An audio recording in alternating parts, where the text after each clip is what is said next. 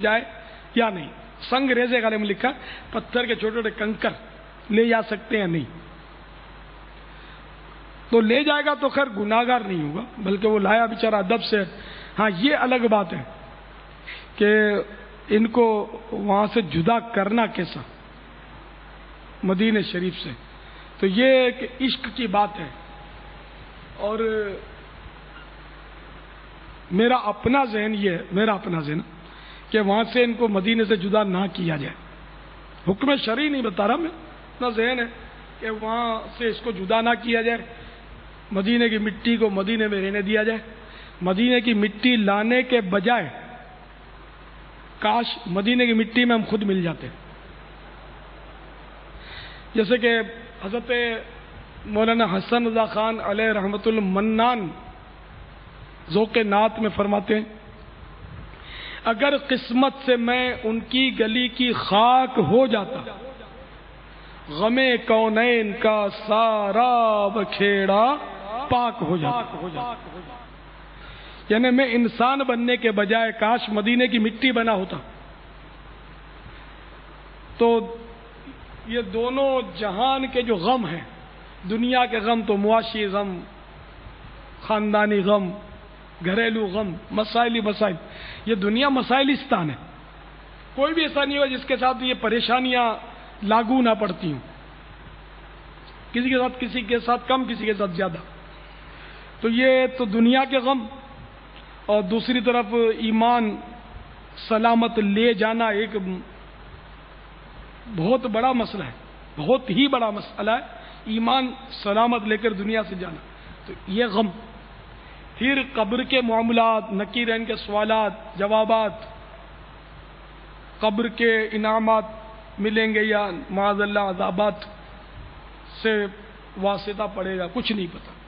ایمان سلامت جائے گا نہیں، اس کی بھی کوئی گارنٹی نہیں. پھر قیامت کا ہولناک مرحلہ، یہ بھی بہت جاں گزا ہے. پھر پتہ نہیں جنت میں جانا ہے یا دوزخ ٹھکانا ہے، کچھ نہیں پتا. تو اگر قسمت سے میں ان کی گلی کی خاک ہو جاتا، غم کون ہے ان کا سارا بکھیڑا پاک ہو جاتا، یہ جھگڑا ہی ختم ہو جاتا، مسئلہ حل ہو جاتا کہ اگر میں مدینے کی مٹی بنا ہوتا. آہ عطار بن گیا انسان، خاک کیوں نہ بنا مدینے کی. اعلیٰ حضرت امام اہل سنت مولانا شاہ امام احمد رضا خان علیہ رحمت الرحمان بھی اسی طرح کی تڑپ کا اظہار کر رہے ہیں. فکر معاش بد بلا ہول مراد جان گزار. فکر معاش بد بلا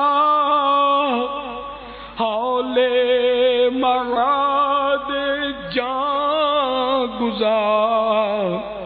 لاکھوں بلا میں پھنسنے کو روح بدن میں آئی کیوں. لاکھوں بلا میں پھنسنے کو روح بدن میں آئی کیوں. یعنی روزی روزگار اور یہ معاشرے کے افکار، اس کی فکریں اور اس کی پریشانیاں، یہ بھی ایک بد بلا ہے، بڑی یعنی کہ آزمائش کی بات ہے. اور پھر مرنے کے بعد معاد مانے اٹھایا جانا، مرنے کے بعد اٹھایا جانا، یہ بھی جان کو جہاں گزا ہے، جہاں کو گھلانے والا ہے. تو ان مسائل سے دوچار ہونے کے لیے کاش میں دنیا میں آیا ہی نہ ہوتا. کہ لاکھوں بلا میں پھنسنے کو روح بدن میں آئی کیوں. تو یہاں اگر کسی کو وسوسہ آئے بالفرض کہ یار یہ کہیں ناشکری تو نہیں کہ اللہ نے انسان بنایا، تو یہ کیوں ہو رہا ہے، کہا جا رہا ہے کہ اللہ ہمیں انسان نہ بناتا، تو یہ تو اعتراض تو نہیں. معاذ اللہ، اللہ پر اعتراض نہیں ہے. اللہ تعالیٰ پر اعتراض تو کفر ہے اور صریح کفر ہے، اسلام سے خارج ہو جائے گا بندہ. تو یہ بزرگوں نے اعتراض نہیں کیا ہے، اللہ تعالیٰ پر اپنی عاجزی کا اظہار کیا کہ ہم مطلب یعنی کہ کاش دنیا میں آ کر آزمائش میں نہ آتے. ایک حسرت کا اظہار ہے، جیسا کہ سیدنا صدیق اکبر رضی اللہ تعالیٰ عنہ کے بارے میں منقول ہے کہ آپ نے ایک بار ایک پرندے کو دیکھا جو ادھر سے ادھر اڑتا پھر رہا تھا، درخت پر میوے چن رہا تھا. تو آپ نے فرمایا کاش میں بھی اسی کی طرح کوئی پرندہ ہوتا کہ ایک شاخ سے اڑ کر دوسری شاخ پر بیٹھتا اور اس کے میوے چنتا، پھل کھاتا. پھل میوہ مانے پھل، یہ پھل کھاتا. کاش میں انسان نہ ہوتا. اس طرح کے اور بھی صحابہ کرام کے اقوال ہیں. فاروق اعظم رضی اللہ عنہ کا قول بھی ملتا ہے، مولا مشکل کشا کا بھی اس طرح کا قول ملتا ہے، بی بی عائشہ صدیقہ رضی اللہ تعالیٰ عنہا کا بھی قول ملتا ہے کہ مختلف اوقات میں انہوں نے یہ تمنا کا اظہار کیا کہ کاش میری ماں ہی مجھے نہ جنتی.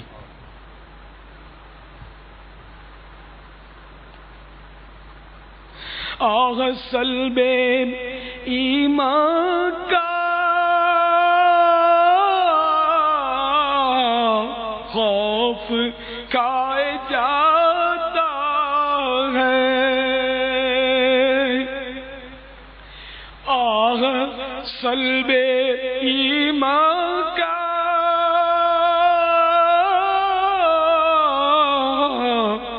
خوف کھائے جاتا ہے. کاش میری ماں نے ہی مجھ کو نہ جنا ہوتا.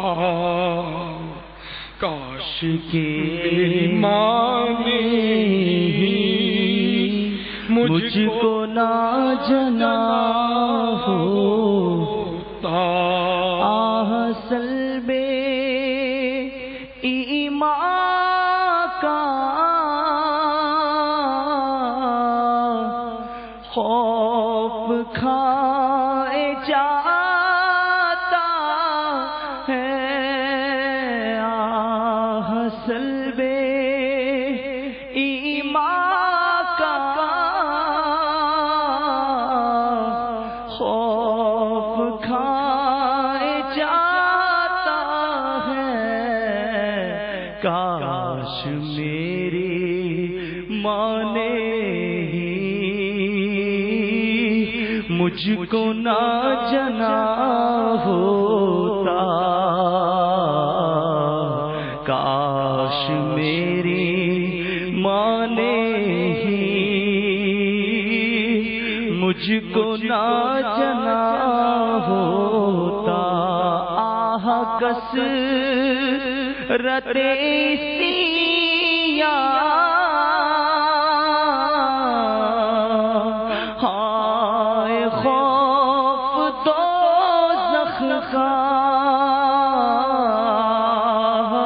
کثرت سیاہ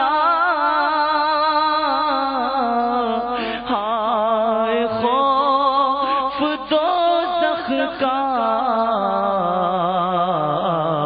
کاش اس جہاں کا میں نا بشر بنا ہوتا. اس جہاں کا میں نا بشر بنا ہوتا. آہ کثرت سیاہ